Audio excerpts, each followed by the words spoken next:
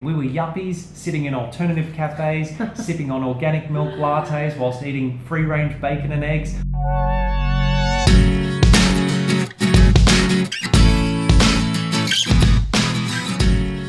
Hi guys, welcome back to the channel. So we were asked to respond to a recent video from the channel The Good Stuff called The Vegan Who Started a Butcher Shop. Sounds like a bedtime story that'll give you a nightmare. Honestly, we loved this video in many ways and we hated it in many ways. The video is too long for us to respond to every point they make, so we've just pulled out a few key things. Okay, so on the plus side, this video is amazing because it's made by a mainstream non-vegan channel. And it's talking about the horrors of factory farming to its mainstream audience. They show the kind of pictures that we show of animals in horrible cramped conditions. They talk about cheap feed and growth hormones given to animals to fatten them up more quickly, the use of antibiotics, unsanitary conditions, infection outbreaks, mad cow disease, and the pollution of our waterways. And perhaps our favourite part of the video is... Arguably the most shocking thing about the meat industry, though, is the awful ways in which the animals are treated.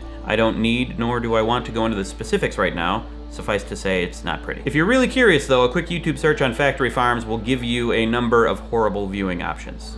But I'm warning you, it's not good. There's nothing more powerful than mainstream channels talking about animal abuse. This is a really important sign that the world is waking up to the truth. Yes, because creating a stigma around factory farms in the mainstream is a very good thing given that the majority of animal products consumed come from factory farms. Exactly. In fact, more than 99% of all farmed animals raised and slaughtered in the US come from factory farms. So steering people away from factory farms is steering people away from the main cause of animal suffering and murder. And the first and most important step of stopping the animal holocaust that sees 150 billion animals slaughtered for food every single year is to make people aware of and turn them away from factory farms. And this is where this video does a really good job. Sure does. However, from this point, it's pretty much downhill. You see, videos like this are all about telling people good things about their bad habits. Of course, no sane person can look at what happens on factory farms and think it's okay and actually want to eat those animals or their secretions. But that doesn't mean we can't produce humane and ethical meat, dairy and eggs, right? Wrong. So Ben the Butcher is brought in to show us all how you can still be a compassionate animal lover whilst paying someone else to slit an animal's throat so you can eat their body parts. You used to be a hardcore vegan. It's true. You gotta love the language used to set this up. Hardcore vegan. What does that even mean? You're either vegan or you're not. Yeah, I mean, if you don't eat animals, but then you go out and buy a pair of leather shoes and spend the day at the rodeo, that's not vegan. You're on a plant-based diet, which is great. But veganism goes well beyond just what you eat. If you don't eat animals, but you also don't use them for clothing or entertainment, and you don't buy products that have been tested on animals or contain animal ingredients, that's not hardcore, that's just being vegan. You see, being vegan is simply saying that I do not support the exploitation of and violence towards animals, the destruction of our planet, and the injustices that what I eat causes to other people. What? How do you go from being a vegan to a butcher? You don't. Veganism isn't something that you just switch on and off. Once you get it, and then you're vegan for life. That's right. And first of all, we don't even know if Ben's story is true. No. He could be a paid actor, who knows? But let's pretend he's telling the truth. Many people like Ben become vegan when they're young, they're in college, it's alternative, they're angry at the system, they want to rebel against the status quo, etc. And that's all great, but they don't have the right education and foundation to what veganism is and how to eat properly, and after some years they return to eating animals. So Ben talks about how he was eating a lot of fake meat and vegan junk food and feeling very unhealthy, and he started craving meat from a nutritional standpoint. Basically, Ben wasn't eating real food as a vegan and he felt like shit.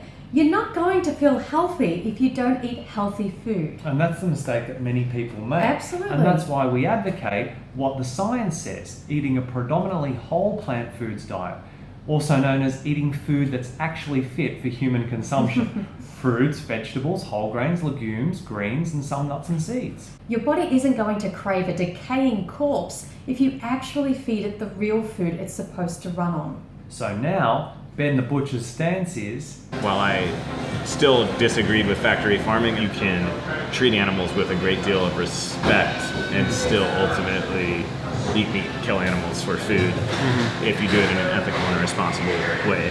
How do you ethically, respectfully, and responsibly kill someone who wants to live? I know, let's ask the victim. Excuse me, how can I ethically breed you for the sole purpose of commodifying your body and killing you to eat? How do I respectfully slit your throat? You can't. There is no such thing as ethical, kind, compassionate, or humane slaughter. If you think there is, ask yourself, would it be okay if your murder was disguised by these words? So what this video is doing is it's trying to give people a way out.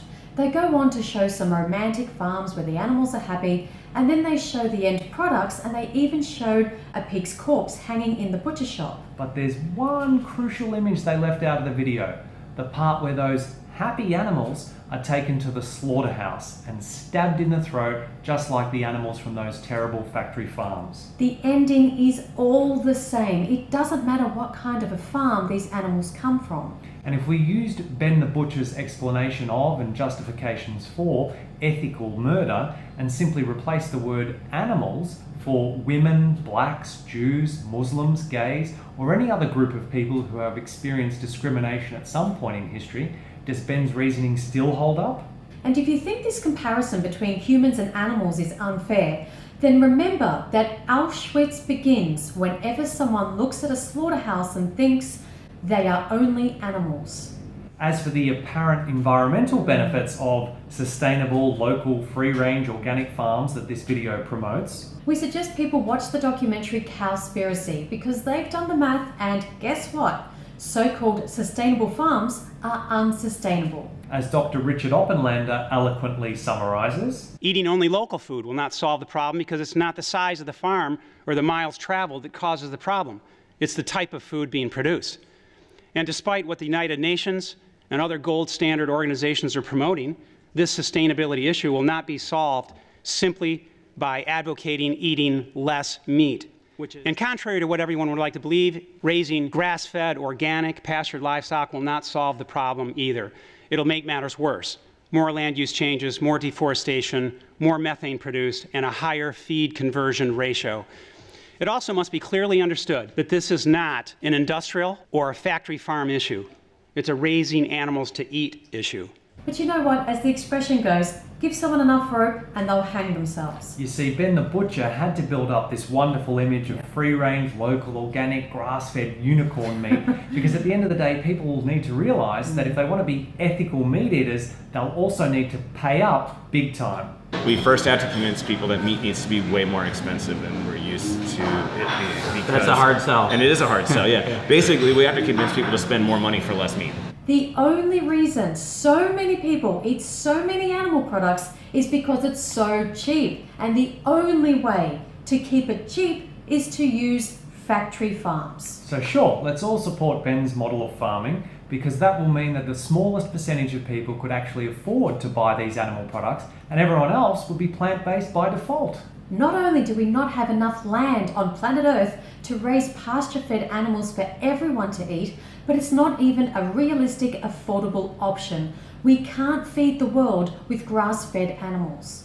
The meat, dairy and eggs that are promoted in this video are for an exclusive, elitist club of people. And we get it. Yes, Many absolutely. years ago, we were the exact people that this video is targeting. We were yuppies sitting in alternative cafes, sipping on organic milk lattes whilst eating free-range bacon and eggs, wearing leather jackets, all the while signing petitions and making donations to save the world, like classic slacktivists. Our butcher was just like Wasn't Ben. he? Absolutely. And we would go in and feel so good about ourselves about paying top dollar for the best quality organic meat. We thought we were doing all the right things. We were there in that mindset. But then we woke up to the truth. That we were kidding ourselves. We had bought the humane lie. Thank you so much for watching. We have listed a heap of resources in the description below this video. We can't give you all the facts and figures on this topic in this video because it'll be way too long. That's why people make documentaries and give presentations on the topic. Exactly. All we can do is bring your awareness to these issues, but please, you have to click on the links below and educate yourself to learn all of the details. Dr. Oppenlander is an outstanding speaker on this topic, and his videos that we've linked need to be watched. We can't emphasize that enough. Now we want to hear your opinion on the topic. What do you think of the vegan who turned into a butcher? And have you ever bought the humane line? Leave your comments down below. Thank you for watching once again. Don't forget to like, share, and subscribe to the channel if you aren't already. And remember, until next time, going vegan is not the most we can do. It's the least we can do. See you next video. Bye guys. Kathleen's recent video where she talks about the terrible skin problems she's been having since eating a much cleaner diet. Before then, her skin was fine. She talks about it possibly being a detox reaction